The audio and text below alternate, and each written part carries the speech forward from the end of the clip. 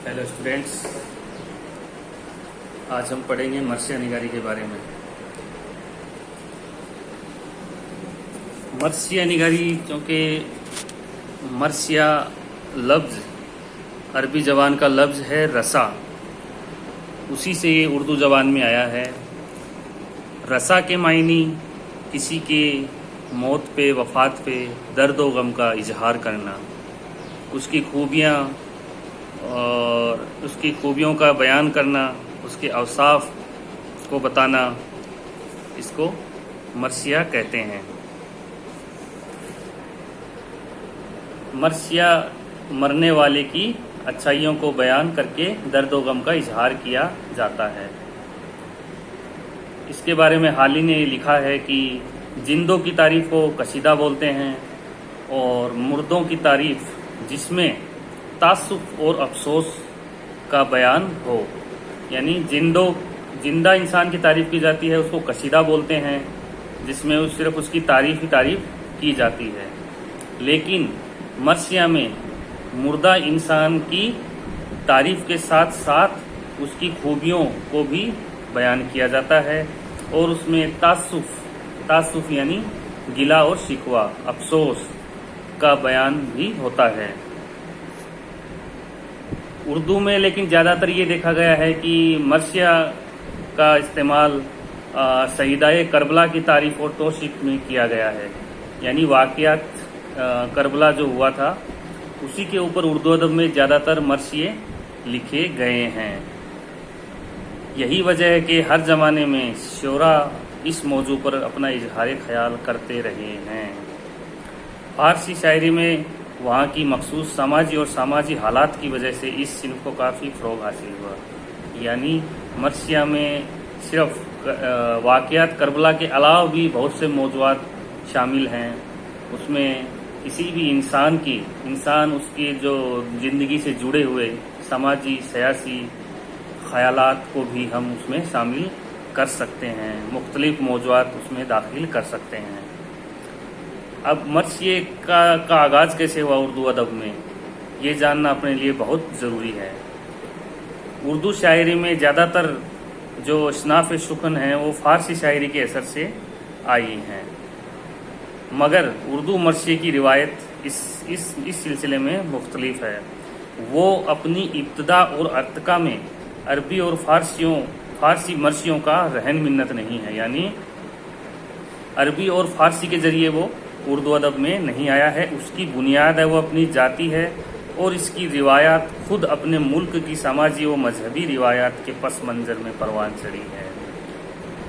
यानी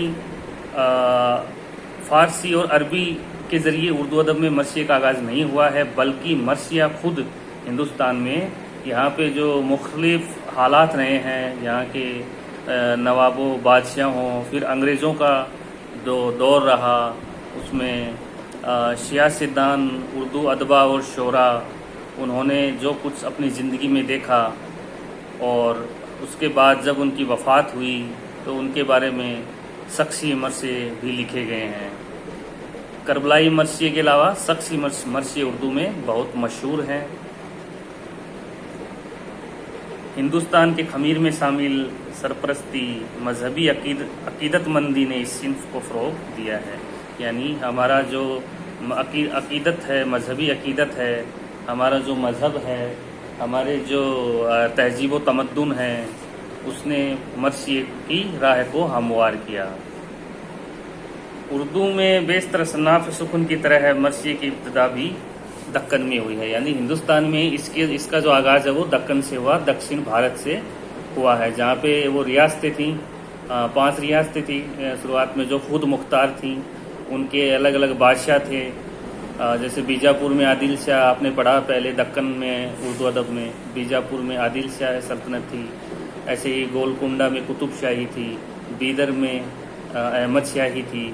तो इस तरह से कुल 5 मुख्तलिफ रियासतें थी, जिनमें 3 का मैंने जो अहम है उनका जिक्र किया है।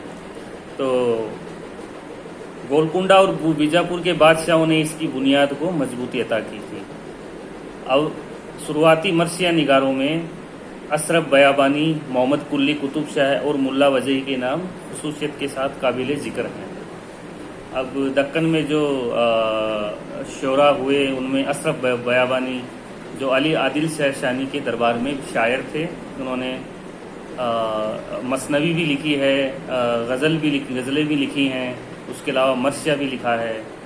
تو اشرف بیابانی محمد کلی قطب شاہ جو خود بادشاہ تھے اور ایک عالم اور فاضل شخص تھے، وہ لکھتے پڑھتے بھی تھے۔ اس کے علاوہ ملا وجہی جو گولکنڈہ کی سلطنت میں گولکنڈہ میں قطب شاہی سلطنت میں تھے۔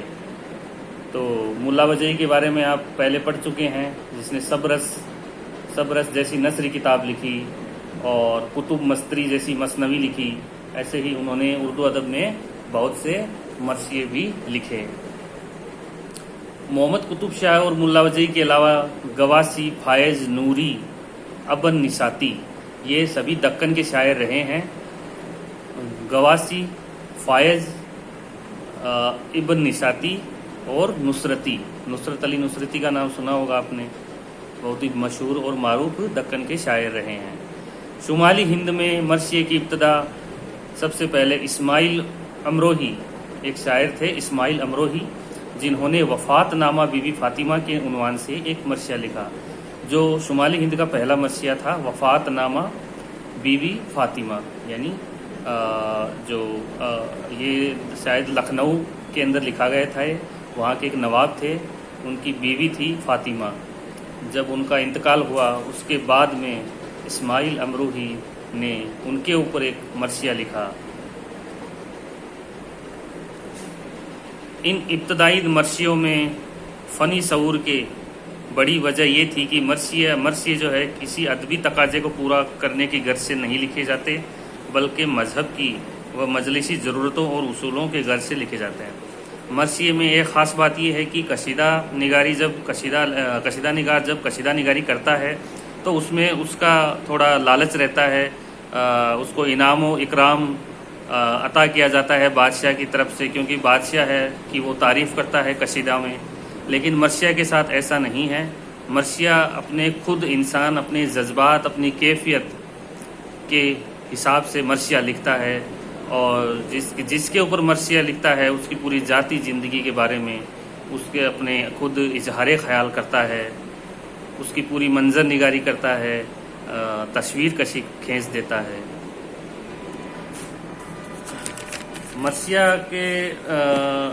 مرثیہ میں مذہبی و مجلسی حیثیت کو برقرار رکھتے ہوئے اس میں ادبی عنصر بھی، ادبی جہاد عطا کرنے والوں میں سودا کا نام سب سے پہلے آتا ہے، یعنی مرثیہ کی روایت کو آگے بڑھانے میں، اس کی ادبی روایت کو آگے بڑھانے میں مذہبی حیثیت تو ہے ہی، اس کے اندر تصوف ہوتا ہے، اس کے ساتھ ساتھ اس کی ادبی حیثیت کو آگے بڑھانے میں سودا کا نام مشہور ہے۔ سودا اردو کے سب سے بڑے مرثیہ نگار رہے ہیں۔ سودا نے مرثیہ کو سب سے پہلے فنی اور ادبی قدریں عطا کریں۔ انہوں نے مرثیہ کو تقلید کے محدود دائرے سے نکال کر اسے علمی اور ادبی حیثیت بخشی، یعنی جو میں آپ کو بتا رہا تھا ابھی، اس کا جو ایک دائرہ محدود تھا کہ وہ مذہب تک محدود ہو کے رہ گئی تھی، یا چند اس میں مضامین تھے، لیکن سودا نے اس کو ادبی حیثیت بخشی۔ جذبات نگاری، انسانی نفسیات، منظر کشی، یہ آپ کو بتایا کہ مرثیہ کے اجزائے ترکیبی ہیں۔ واقعات نگاری، منظر نگاری، تصویر کشی، انسانی جذبات اور نفسیات۔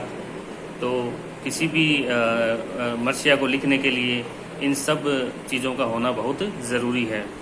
سودا کے علاوہ میر نے بھی بہت اچھے اچھے مرثیے اردو ادب میں لکھے۔ میر خلیق مرثیوں میں بڑا نام شمار کیا جاتا ہے، اور میر انیس اردو کے سب سے بڑے مرثیہ نگار میر انیس نے اپنے اعلیٰ ذوق اور گہرے مشاہدے کے فنی بصیرت، زبان و بیان کی قدر سے جذبات اور احساس کی حسین امتزاج کی ہے۔ اردو مرثیہ کو عظمت بخشنے میں، اس کو اونچائی دینے میں، اس کو ان کا نام سیر فہرست ہے۔ میر انیس کے فکر و فن دونوں ہی اعتبار سے مرثیے کے قدر انجام دی ہے۔ منظر نگاری، کردار نگاری وغیرہ کے اعتبار سے ان کے مرثیے اپنی مثال آپ ہیں۔ میر انیس کے بارے میں اپن ڈیٹیل سے دوبارہ پڑھیں گے۔ ابھی کے لیے اتنا ہی، دھنیہ واد۔